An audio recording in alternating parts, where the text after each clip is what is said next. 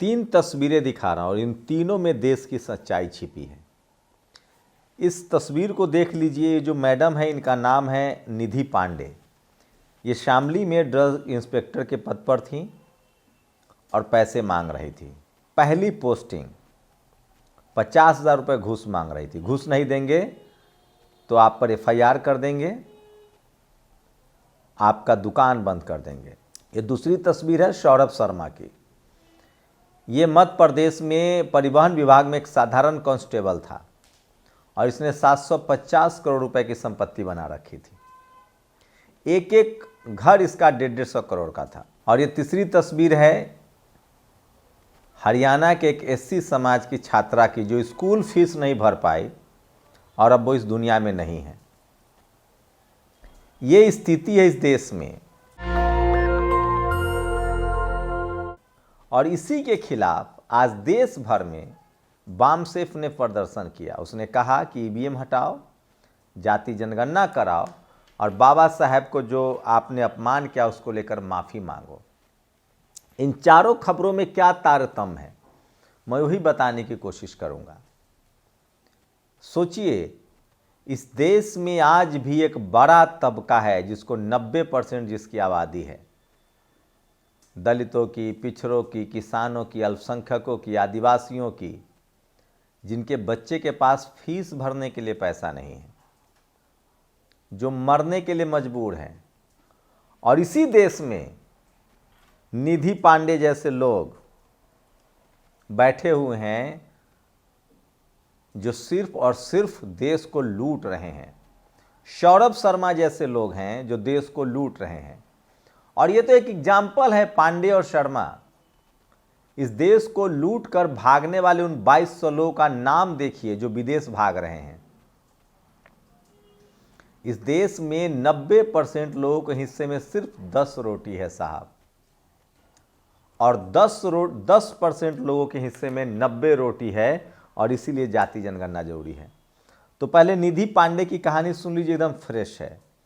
शामली की drug inspector निधि पांडे ने अपनी जांच में मेडिकल स्टोर वाले के खिलाफ कई कमियां पाई। मेडिकल स्टोर वाले ने माफ़ी मांगी और क्लीन चिट देने के लिए 20,000 का नजराना देने की पेशकश की। निधि पांडे ने कहा 50,000 से 1 रुपया कम न लूँगी।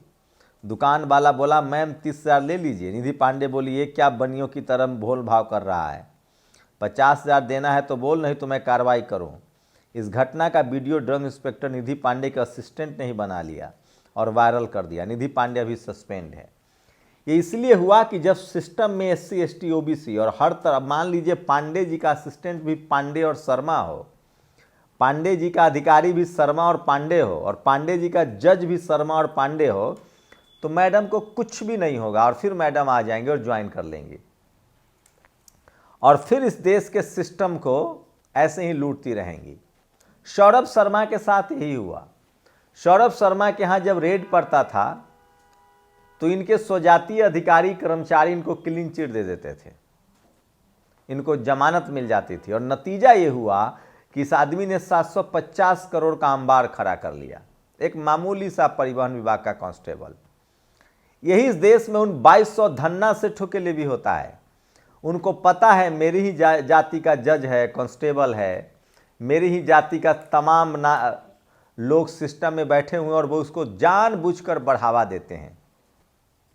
ये देश बर्बाद हो रहा है जातिवाद की वजह से, ये देश बर्बाद हो रहा है मनुवाद की वजह से। जब तक इस देश में चपरासी से लेकर चीफ जस्टिस तक, SP DM CM PM, दरोगा, मीडिया, जुडिशियरी में सब तरह के लोग नहीं होंगे, तब तक ऐसे अधिकारियों का मनोबल नहीं टूटेगा और ये लोग इस देश के लोगों को लूटते रहेंगे।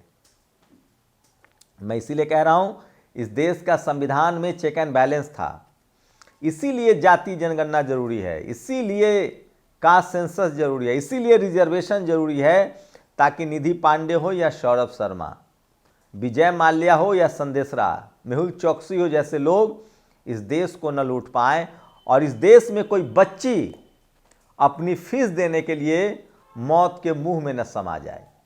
आप कल्पना कीजिए, मैं इसीलिए कह रहा हूं कि ये वो खबरें हैं जो आपको कोई नहीं बताएगा और मैं इसीलिए कह रहा हूं कि सोशल मीडिया ही सच्चा मीडिया है, सोशल मीडिया ही बहुजन मीडिया है।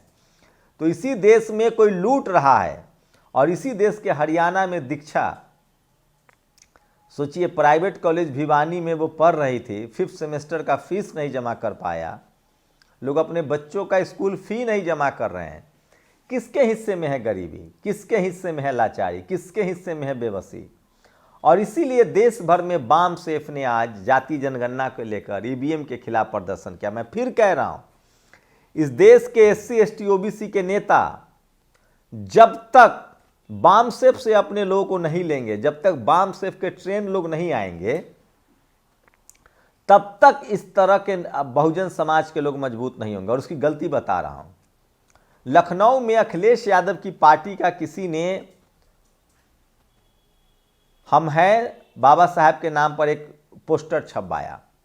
सोचिए उस पोस्टर में बाबा साहब की तस्वीर ही नहीं है। इसलिए हुआ कि कोई नौसिखुआ होगा, उसको बाबा साहब का महत्व भी पता नहीं होगा।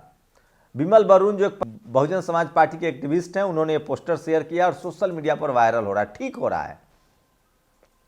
आप बाबा साहब की तारीफ करें, उनका सम्मान करें, उनकी तस्वीर पोस्टर से गायब हो। ये इसीलिए हुआ क्योंकि वो अखिलेश यादव का कोई बड़ा चापलूस होगा। अगर वो बामसेफ का कार्य से निकला हुआ होता तो वो अखिलेश यादव की तस्वीरें लगाता और पोस्टर पर बाबा साहब की बड़ी तस्वीर लगाता, ताकि किसी को बोलने का मौका नहीं मिलता। मैं इसलिए कह रहा हूं, जिस तरह से बीजेपी RSS के लोगों को अपने साथ लेती है, उसी तरह से तमाम बहुजन दलों को जब तक ये लोग बहुजन समाज के लोगों को नहीं लेंगे, तब तक बामसेफ से जुड़े हुए जैसे RSS, बीजेपी क्यों वैचारिक आंदोलन पर जीत रही है, क्यों उसके हर मुख्यमंत्री, मंत्री, विधायक, सांसद एक ही भाषा बोलते हैं।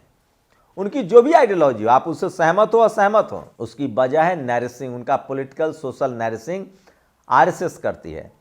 और बहुजन समाज, ये PDA तब सही साबित होगा, शोषित वंचित का अधिकार तब सही साबित होगा जब आपके नेता बामसेफ की ट्रेनिंग, बामसेफ एक स्कूल है जैसे समता सैनिक दल, जैसे बाबा साहब के विचारों से लैस, फूले पेरियार अंबेडकर के विचारों से लैस, और ये सब चाहे वो फूले हों, पेरियार हो, अंबेडकर हो, जगदेव बाबू हों, रामस्वरूप वर्मा हो, मान्यवर कांसी राम साहब हों, बाबा साहब अंबेडकर हों, तथागत बुद्ध हों, कबीर हों, रविदास हों,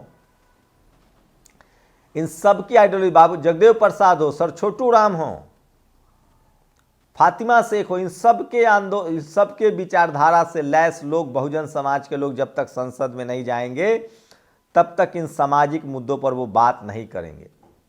मैं इसीलिए कह रहा हूं कि इन सबको बात करनी पड़ेगी।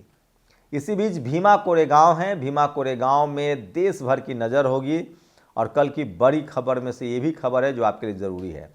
और संसद कार्ड में विपक्ष का नाम लेने के लिए दिल्ली पुलिस ने हमें बिजली के शॉक दिए हैं। सोचिए, 1 साल पहले संसद में कुछ युवा घुस गए थे, उन्होंने विरोध का, उनका तरीका जो था वो सही नहीं था, उन्होंने बेरोजगार थे। उसके बाद उनको पुलिस ने पकड़ा और कहा कि आप लोग विपक्ष का नेता का नाम ले लीजिए, हम आपको शौक नहीं दें, शौक मतलब छोड़ देंगे।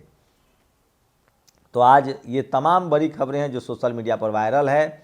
मुजफ्फरनगर के खतौली विधानसभा के पलरी में अनुसूचित समाज के, बहुजन SC समाज के एक युवक की हत्या कर दी गई है।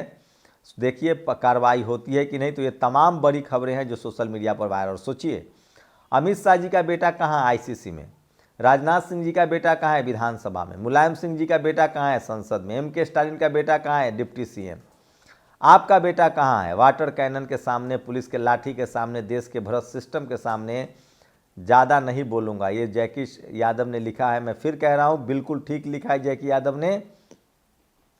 आप लोग जब तक आप लोग अपने संवैधानिक अधिकारों के लिए सजग नहीं होंगे, आपके बच्चों के नाम पर इसी तरह से राजनीति होगी। उत्तर प्रदेश के मुरादाबाद में एक दिन पहले गौकशी के आरोप में जिस साहिउद्दीन की हिंदी की मनुवादी संगठनों ने पीटा था, उसकी मेरठ अस्पताल में मौत हो गई है। और भारत में विदेशी कर्ज 455.9 अरब डॉलर था 2014 में, 455.9 अरब डॉलर 2024 में 711.8 अरब डॉलर हो गया है। ये सबसे बड़ी खबर है जो मैं आपको बता रहा हूं, जो सोशल मीडिया पर वायरल है। और मध्य प्रदेश में दलित युवक को न्याय दिलाने के लिए पूरे दिन देवास की सड़क पर 5000 लोग साथ बिना खाए पिए बैठे रहे। तो सोचिए, इस देश में बहुजन समाज के लोग धरना प्रदर्शन करते हैं तब न्याय नहीं मिलता है, जबकि पुलिस का काम था।